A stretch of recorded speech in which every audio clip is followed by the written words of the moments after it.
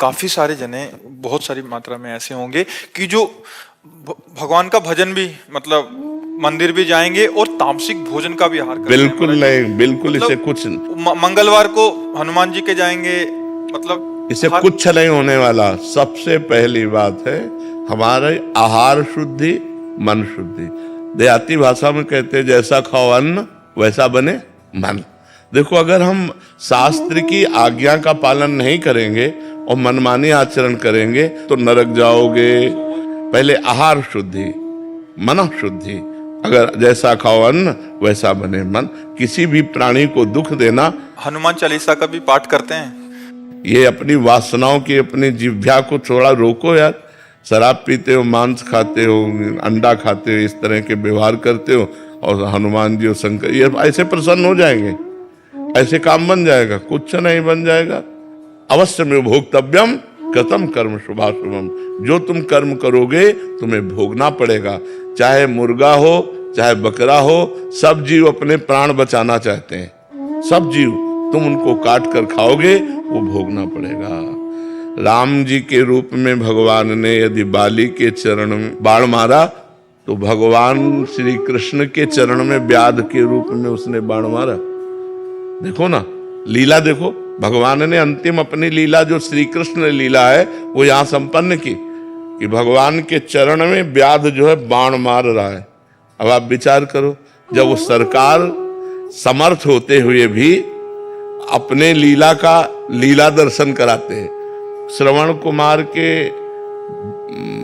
वध का संयोग बन गया दशरथ जी के हाथ से, शब्द वेदी बाण मार दिया। तो देखो उनका जो कर्म था वो तड़प तड़प के अपने पुत्र भगवान राम के वियोग में प्राण त्यागना पड़ा कि नहीं पड़ा? भगवान उसको मिटा सकते थे लेकिन भगवान नहीं मिटाते। अवश्य में भोक्तव्यम गीता जी में कहा। इसलिए हमारी प्रार्थना है कि तमोगुणी भोजन का त्याग करो, सात्विक भोजन और संयम से रहोगे तो तुम में जो बल आएगा वो एक महान पवित्र बल होगा। आज बल नहीं दिखाई देता, चेहरे में कांति नहीं है, विचार में पवित्रता नहीं है। ऐसा नहीं, हम पशु नहीं हैं, हम मर्यादा से चलने के लिए हैं। हमारी मर्यादा बनाई गई, शास्त्र मर्यादा हमारी कानून व्यवस्था है। यदि हम शास्त्र मर्यादा से चलेंगे, शास्त्र कानून से चलेंगे तो हमारा मनुष्य जीवन सार्थक हो जाएगा, नहीं तो निरर्थक हो जाएगा। जैसे आजकल बच्चे कहते हैं हम स्वतंत्र हैं। नहीं, स्वतंत्रता नहीं। माता पिता की आज्ञा की परतंत्रता, शास्त्र की आज्ञा की परतंत्रता, गुरु की आज्ञा की परतंत्रता, कानून की परतंत्रता, अगर ये स्वीकार करोगे तो स्वतंत्र हो जाओगे। अगर मनमानी करोगे तो परतंत्र हो जाओगे। मनमानी स्वतंत्रता नहीं होती, मनमानी इंद्रियों की परतंत्रता होती। जो इंद्री कहती वही हम कहते हैं। आप अपने को स्वतंत्र समझते हैं, इंद्रियों के गुलाम, मन के गुलाम, तो स्वतंत्रता कहाँ है? स्वतंत्रता तब होगी जब हमारी बात पुनः समझ ले। शास्त्र आज्ञा के अधीन चलोगे, गुरु के अधीन चलोगे, संतों की वाणी के अधीन चलोगे। भगवान शास्त्र और संतों के रूप में विराजमान है तो आप स्वतंत्र हो जाओगे, माया मुक्त हो जाओगे। तो आचरण और भोजन ये दो का बहुत बड़ा योग है। अगर हमारा भोजन ठीक तो हमारे आचरण ठीक होंगे, हमारे आचरण ठीक तो हम भगवान को प्रसन्न कर सकते हैं। गंदा आचरण। अभी कल परसों एक प्रश्न आया था कि गांव देहात में महाराज जी क्या है कि छोटे छोटे देवी जी के मंदिर हैं और गांव में किसी के घर में बच्चा हो रहा है या शादी हो रही है तो महाराज जी बकरा लेके और फिर उसका वो करते हैं, बलि देते हैं। फिर महाराज जी फिर पूरे गांव वाले आते हैं, फिर पूरा मांस वो करते हैं, मंदिर भी जा रहे हैं महाराज जी, देवी की आराधना भी कर रहे हैं। ये सब भोजन, ये आसुरी वृत्ति है, इससे भगवत प्रसन्नता नहीं होती। हम सबको बताना चाहते हैं, जगदम्बा को जगत जननी कहते हो तो बकरे की भी माँ है। जगत जननी है ना, माँ अपने पुत्र की बलि से प्रसन्न कैसे हो सकती है? हमें तो नहीं समझ में आता। और जब वो जगत जननी है तो बकरे की भी माँ है, वो भैंसे की भी माँ है, वो गाय की भी माँ है। वो माँ जो जगत माता है वो अपने पुत्रों की बलि से प्रसन्न कैसे हो सकती है? अगर वो प्रसन्न होती तो तुम्हारा मंगल हो जाता। किसका मंगल हुआ बकरे की बलि चढ़ाकर? हमें बताओ। देवी अप्रसन्न हो जाएंगी अगर नहीं किया ऐसा, तो महाराज जी ये भी माने। अरे अगर वो अपने स्वरूप में आ जाए तो सबको चाट जाए उनको। वो तो महाकाली है, महाकाल स्वरूप भी है, तो वो दुष्टों का संहार करने के लिए रूप माता जी ने धारण किया, वो दुष्टों का खून पिया, जो संसार के पवित्र जीवन जीने वालों के लिए वो मृत्यु काल रूप थे, जैसे महिषासुर, शुम्भ निशुम्भ, रक्त बीज, माता जी ने इनका संहार किया। इन बकरी बकरों का थोड़ी संहार करने से माता जी प्रसन्न हो जाती है, ये तो मूर्खता है, कोरी मूर्खता है, कभी माता जी प्रसन्न नहीं होती। हमें लगता है कभी ऐसे कार्य नहीं करने चाहिए और ये सोचो कि माँ प्रसन्न हो जाएंगी, मुझे ऐसा नहीं लगता। माँ ऐसे नहीं, कुपुत्रो जायते क्वचिदपि कुमाता न भवति। माता जी तो तब प्रसन्न होंगी जब सब पर दया करने लगो, सबको सुख पहुंचाओ, नाम जप करो, अच्छे आचरण करो, तो जगदम्बा प्रसन्न हो जाएगी। अगर फिर से उनको प्रसन्न करना है महाराज जी, और ये प्रथा चली है, और जैसे किसी के घर में पुत्र देखो शास्त्र में विधान है, नारियल की बलि, नींबू की बलि, इनकी बलि सात्विक बलि दे।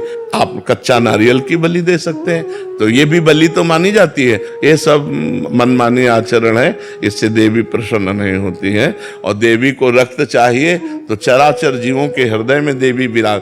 देवी प्रपन्नार्थ हरे प्रसीद प्रसीद मातर जगतोखिलस्य प्रसीद विश्वेश्वरी पाहि विश्वम त्वमीश्वरी देवी चराचरस्य। त्वमीश्वरी देवी चराचर से, वो चर अचर की ईश्वरी है, उनको किसी के खून की जरूरत है? माँ को किसी की खून की जरूरत है? अरे माँ तो अपने खून को दूध बनाकर अपने बच्चों का पालन करती है। माँ शब्द कितना महान है, वो अपने शरीर के रक्त को दुग्ध में परिवर्तित करके अपने बेटे का पालन करती है, वो दूसरों का रक्त पान कैसे कर सकती है? ये दुष्टों के रक्त पान किए माता जी ने, जो समाज के लिए कलंक थे, जो समाज का द्रोह करके समाज को नष्ट करने में लगे थे, ऐसे राक्षसों को माता जी ने मारा है। शुम्भ निशुम्भ, रक्त बीज, महिषासुर। ऐसे नहीं है कि गलत सिद्धांत से न चले, नहीं तो नरक की प्राप्ति होगी। महाराज जी, आज जैसे आप कहते हैं कि भजन मार्ग, अभी तामसिक भोजन भी हो रहा है महाराज जी, फिर हम वही बात कर रहे हैं, और उसके साथ भक्ति भी।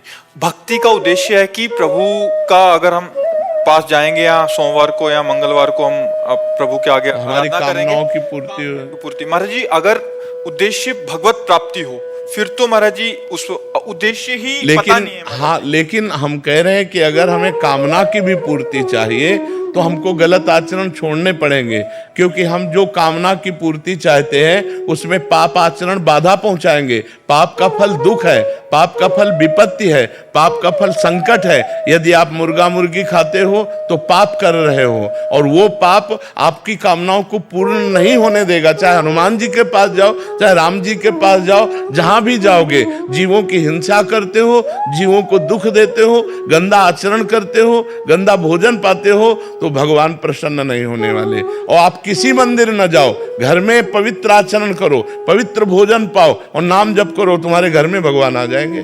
कहो सो कहां जहां प्रभु नाही, हरि व्यापक सर्वत्र समाना, प्रेम ते प्रकट होए मैं जाना। तो प्रेम कहां से आ जाएगा जब अपराध करोगे? इसलिए सब जो कामना भी पूर्ति चाहते हैं तो उनको चाहिए कि गंदा भोजन और गंदे आचरणों का त्याग करें, तो उनकी कामना जल्दी पूर्ण हो जाएगी, निश्चित पूर्ण हो जाएगी। समझते हैं कि मतलब मुर्गा और मछली का हिंसा करने से ये जीव हिंसा के अंतर्गत नहीं आता। क्यों नहीं आता? तुम्हारी अंगुली काटे तुम्हें कैसा लगेगा? दर्द नहीं लगेगा? उन जीवों को देखो, एक चींटी के भी पीछे अंगुली लगा के देखो, ऐसे वो भाग रही अपने प्राण रक्षा के लिए। क्या उनमें जीव नहीं है? क्या मुर्गा अपना प्राण बचाना नहीं चाहता? क्या पशु पक्षी प्राण बचाना नहीं चाहते? और जिनको ये है कि अगर हम खाएंगे नहीं तो सृष्टि बढ़ जाएगी, तो तुम अपने बैलेंस की चिंता करो। तुम्हारा बैलेंस जब परमात्मा बनाएगा तो तुम्हारे होश उड़ जाएंगे। वो परमात्मा का 3 कार्य है: सृष्टि रचना, सृष्टि पालन करना और सृष्टि का संहार करना। वो भी अपने आप में लय कर लेता है। वो प्रलयंकारी परमात्मा है, वो काल का भी काल है, वो महाकाल है। वो जिस समय जैसा चाहता है वैसा अपना बैलेंस बनाता रहता है। सृष्टि का बैलेंस बनाना उसका कार्य है, हमारा कार्य नहीं है। हमारा कार्य है उसकी आज्ञा के अनुसार चलना। हम मनुष्य, हम राक्षस नहीं है। तो हमें सबसे प्रार्थना है कि मांस, मदिरा, अंडा, पराई स्त्री से व्यभिचार, इनका त्याग करो तो तुम्हारा जीवन सुखमय हो जाएगा।